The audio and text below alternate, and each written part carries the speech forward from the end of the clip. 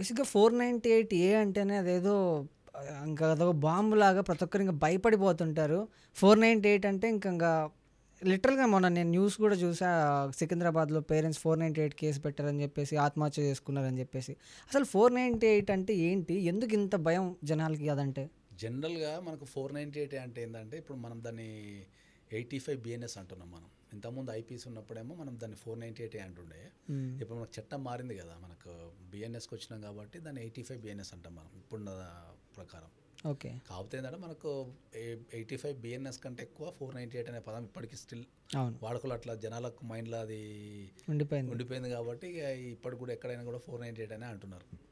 జనరల్గా 498 అన్నా మనకు 85 బిఎన్ఎస్ అన్న ఏంటంటే, ఒక అమ్మాయి పెళ్ళైన అమ్మాయికి అత్తగారింట్లో భర్త ద్వారా కానీ అత్తామామల ద్వారా కానీ ఇతర కుటుంబ సభ్యులు కానీ హ్మ్. ఎవ్వరి వల్లనైనా మానసికంగా కానీ ఫైనాన్షియల్ పరంగా కానీ ఫిజికల్గా కానీ ఇబ్బంది కలిగినప్పుడు ఆమె పోలీస్ స్టేషన్కి వెళ్ళి ఇచ్చే కంప్లైంట్నే మనం 498 అంటాం. అంత సింపుల్ దీనికి. ఓకే. దీని డెఫినేషన్ ఏముంటుంది చట్టంలో అంటే ఏంటంటే, ఒక పెళ్ళైన అమ్మాయికి అత్తగారింట్లో మానసికంగా, శారీరకంగా, ఫిజికల్గా ఆమెకి ఏ రకమైన ఇబ్బంది వచ్చినా ఆమె పోలీస్ స్టేషన్కి వెళ్ళి ఆమెను ఎవరైతే ఇబ్బంది పెడుతున్నారో వాళ్ళ పేర్లు రాసి వాళ్ళ కంప్లైంట్ ఇవ్వడానికి పోలీస్ స్టేషన్లో కంప్లైంట్ చేయడానికి 498 అంటాం దీన్ని. ఇది దీని డెఫినేషన్. ఓకే. అంటే ఒక ఆడపిల్లని మనం పెళ్ళైన అమ్మాయిని ఇబ్బంది కొట్టద్దు. ఫిజికల్గా కొట్టడం కానీ, లేకపోతే మానసికంగా తిట్టడం కానీ, లేకపోతే అనుమానపరచడం కానీ, ఇష్టం ఉన్నట్టు మాట్లాడడం, ఏవోసే అది నేమ్ కాలింగ్ అవన్నీ చేయొద్దు మనం జనరల్గా. ఫైనాన్షియల్గా ఆమెకి ఫుడ్ ప్రొవైడ్ చేయకపోవడము, ఆమెకు సంబంధించిన ఖర్చు చూసుకోకపోవడము అనేది ఇవన్నీ చేస్తే దాన్ని 498 అంటాం మనం జనరల్గా. ఓకే. సో మనది ఎప్పుడైనా ఏంటంటే మన కల్చర్ని బట్టి చట్టాలు రెడీ అవుతాయి. సో మన కల్చర్లో ఏముంటుందంటే, పెళ్ళైన అమ్మాయి జనరల్గా ఏంటంటే, పెళ్ళైన అమ్మాయి మనకున్న మన కల్చర్ ప్రకారము అత్తగారింట్లో ఉంటుంది. అత్తగారింట్లో ఉన్నప్పుడు ఆమెకి మనకు పూర్వకాలం మాట్లాడదాం, చట్టం వచ్చినప్పుడు పరిస్థితి మరి ఇప్పటిది కాదు. ఓకే. పూర్వకాలంలో అమ్మాయిలకు జాబులు లేవు. అవును. ఓకే. ఈ చట్టం పెట్టినప్పుడు జాబులు ఉండే కానీ అంత లేవు. ఇప్పుడున్నంత చదువులు కానీ ఇప్పుడున్నంత జాబులు కానీ లేవు. అప్పుడు యుక్త వయసు వచ్చిన ఆడపిల్లకు ఆ చట్టం పెట్టే టైంకి పెళ్లి చేసి అత్తగారింటికి పంపించేస్తుండే. ఈ అత్తగారింటికి పంపించినప్పుడు ఆమెకు ఎర్నింగ్ కెపాసిటీ ఉండకపోతుండే.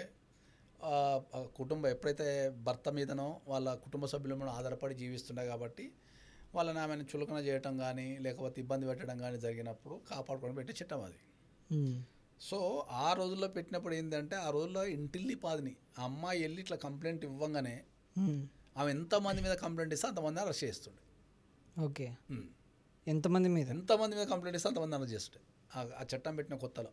ఓకే. సో ఇట్లా ఇటువంటి పరిస్థితుల వల్ల ఏమైపోయిందంటే, అందరికీ అరెస్ట్ చేస్తున్నారు అనే ఉద్దేశంతో ఓవర్ ద పీరియడ్ ఏమైందంటే చట్టం దుర్వినియోగం అవుతుంది, అది నిర్వీర్యం అవుతుంది అనేది ఉద్దేశంతో ఏం చేసిందంటే మెల్లగా ఈ దూరపు చుట్టాలని తీసేసిండు ఫస్ట్. ఏదంటే పెళ్లి చేసుకుని వెళ్ళిపోయిన అక్క చెల్లెళ్ళు అన్న తమ్ముళ్ళు ఉంటారు కదా, అది ఎక్కడో మేనమామ ఉంటే వాళ్ళ మీద కూడా కేసు తీసేసిండు, అరెస్ట్ చేసే సిస్టమ్ తీసేసిండు. ఇంకా కొత్త కాలానికి ఏం చేసిండ్రు, తల్లిదండ్రులు తీసేసిండ్రు. ఓకే. ఇక ఇప్పుడు లేటెస్ట్ రూల్ ఏంటంటే ఎవరిని అరెస్ట్ చేయడానికి లేదు. ఓకే. అన్లెస్ అంటిల్ సీరియస్నెస్ ఉంటే తప్ప. మళ్ళీ కండిషన్ ఏంది, అన్లెస్ అంటిల్ సీరియస్నెస్ ఉంటే తప్ప. అంటే ఆమెకు శరీరం మీద గాయాలో సంపడం లాంటివో లేకపోతే ఇట్లాంటివి ఉంటే తప్ప అరెస్ట్ చేయడానికి లేదు. జనరల్ కంప్లైంట్ నార్మల్గా ఉండి నీకు ఫిజికల్ హరాస్మెంట్, మనకు mental harassment and financial harassment ఉంటే అరెస్ట్ చేయడానికి లేదు. సో ఇప్పుడున్న పరిస్థితులు ఏంటంటే, నీకు 498 అనే కంప్లైంట్ ఇస్తే అరెస్ట్ చేయడానికి లేదు అనే విషయం అందరూ అర్థం చేసుకోవాలి. ఓకే. మరి ఏం చేస్తారు, 498 కంప్లైంట్ ఇస్తే 498 కంప్లైంట్ ఇస్తే వాళ్ళకి కౌన్సిలింగ్ ఇస్తారు అంతే. ఒక అమ్మాయి వెళ్ళి కనుక 498 కంప్లైంట్ కనుక పోలీస్ స్టేషన్లో ఇస్తే వాళ్ళందరినీ పిలిచి, అంటే భర్తని ఇంకా అత్తామామల్ని పిలిచి కౌన్సిలింగ్ ఇస్తారు. దాంట్లో maximum they will try to settle down the issue in the police station. Police స్టేషన్లో కూర్చోబెట్టి కౌన్సిలింగ్ ఇచ్చి వాళ్ళని మ్యాక్సిమం కలపడానికి, వాళ్ళ మధ్యలో ఉన్న ఇబ్బందులు ఏమైనా ఉంటే అవి సాల్వ్ చేసి కలపడానికి కానీ, కలిసి ఉండలేని పరిస్థితి ఉంటే అడ్వకేట్ దగ్గరికి పోయి విడిపోండి అని చెప్తారు అంతే.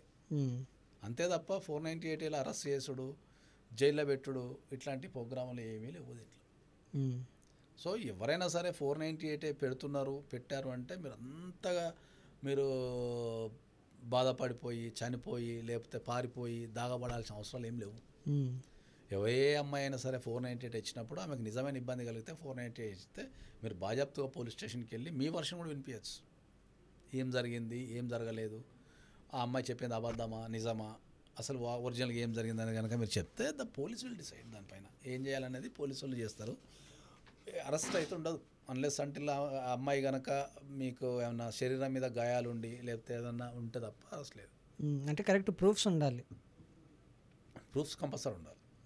కాబట్టి అందుకే మనం అందరూ చెప్పేది ఏంటంటే 498 అనేది కనుక మీరు ఒక సరైన అడ్వకేట్ దగ్గరికి వెళ్ళి సరైన గైడ్లైన్స్ కనుక తీసుకుంటే. చాలామంది చేసే తప్పేంది అంటే ఏదన్నా 498 వచ్చినప్పుడు సరైన గైడ్లైన్స్, నేను అందరికీ చెప్పే సలహా ఏంటంటే మీకు ఏ పోలీస్ స్టేషన్ నుంచి ఏ రకమైన కాల్ వచ్చినా ఓకే మీరు ఫస్ట్ ఒక అడ్వకేట్ని సంప్రదించి అక్కడ సలహాలు తీసుకున్న తర్వాత మీరు పోలీస్ స్టేషన్కి వెళ్ళామని చెప్తారు. చాలామంది ఏంటంటే పోలీస్ స్టేషన్లో కేసును బట్టి ఏం చేయాలని తెలియక వీళ్ళు పోలీస్ స్టేషన్ విలువని వెళ్ళిపోతారు. వేరే కేసులో చాలామంది అరెస్ట్ అవుతారు తెలుసా. 498 కాదు, వేరే కేసులలో పోలీస్ స్టేషన్ ఏం లేదు మీతో మాట్లాడి రమ్మని పిలుస్తారు. మాటలే కదా సార్ అని రైన్ వెళ్ళిపోతారు, అక్కడ కూర్చోబెట్టి అరెస్ట్ చేసి వెళ్ళి పంపిస్తారు. So best advice to the citizens ఏముంటుంది అంటే ఏంటంటే మీకు పోలీస్ స్టేషన్ నుంచి ఏ రకమైన కాల్ వచ్చినా మీ దగ్గరలో ఉన్న ఒక మంచి అడ్వకేట్ని చూసుకొని మీరు సంప్రదించి దానిపైన ఒక అభిప్రాయం తీసుకొని then you can go to the police station అని చెప్తాను ఎప్పుడు కూడా. ఓకే అట్లా కాబట్టి 498 అనే సెక్షన్ మీద అమ్మాయిలు ఎవరైనా కేసు పెట్టినా దాంట్లో అరెస్ట్ అనేది ఉండదు. కాబట్టి మీరు దాని గురించి ఏం చింతించాల్సిన అవసరం లేదు. దాని ప్రొసీడింగ్స్ ఉంటాయి. ఆ ప్రొసీడింగ్స్ అనేటివి మీరు ఏంటంటే మంచి ఎక్స్పర్ట్ అడ్వకేట్ దగ్గరికి వెళ్ళి దానికి సంబంధించిన ప్రొసీడింగ్స్, అమ్మాయి అయినా సరే అబ్బాయి అయినా సరే. దీంట్లో 2 లోపాలు ఉన్నాయి. చాలామంది కంప్లైంట్ రాయనికి రాదు 498 అది. ఓకే కంప్లైంట్ రాయనికి రాదు చాలామందికి. సో ఆ కంప్లైంట్ అనేది కూడా చక్కగా వేయటం వల్ల కూడా 498 నిలబడదు కోర్టులో. ఎందుకంటే వాళ్ళకి తెలియదు కదా ఇప్పుడు ఏది ప్రూవ్ చేయబడుతుంది ఏది ప్రూవ్ చేయబడదు, ఆ కంప్లైంట్ ఎట్లా రాయాలా ఎట్లా రాస్తే ఉంటుంది అనేది వాళ్ళకు వాళ్ళు దే ఆర్ నాట్ ట్రైన్డ్. వాళ్ళు ప్రొఫెషనల్స్ కాదు కదా లాలో. వాళ్ళు ఏంది ఎమోషనల్గా రాస్తారు. ఎవ్రీ కంప్లైంట్ అనేది ఎమోషనల్ రాస్తారు. దాంట్లో వాళ్ళకున్న ఎమోషన్ అంతా కంప్లైంట్లో పెట్టేస్తారు. బట్ కోర్టుకి ఎమోషన్స్ కోర్టుకి అవసరం లేదు కదా. కోర్టుకు కావాల్సింది ఏంది, సాక్ష్యం కావాలా, ఎవిడెన్స్ కావాలా, సాక్ష్యం కావాలా. అది డైరెక్ట్ ఎవిడెన్స్ కావచ్చు, ఇండైరెక్ట్ ఎవిడెన్స్ కావచ్చు, లేకపోతే సర్కమ్స్టెన్సెస్ ఎవిడెన్స్ కావచ్చు. ఇవన్నీ ఉంటాయి. వీళ్ళకి వాటి మీద అవగాహన ఉండదు కాబట్టి వాళ్ళంతా ఎమోషన్ రాసేస్తారు. 498 మ్యాక్సిమం ఫెయిల్ కావడానికి గల కారణం ఏంటి అంటే కంప్లైంట్ అనేది సక్సెస్ఫుల్గా రాయకపోవడం వల్లనే 498 అనేది అయిపోతుంది. సో ఎప్పుడైనా సరే ఒక 498 అంటే వీళ్ళు నిజంగా బాధపడి ఉంటారు పాపం, కానీ రాయనికి రాదు.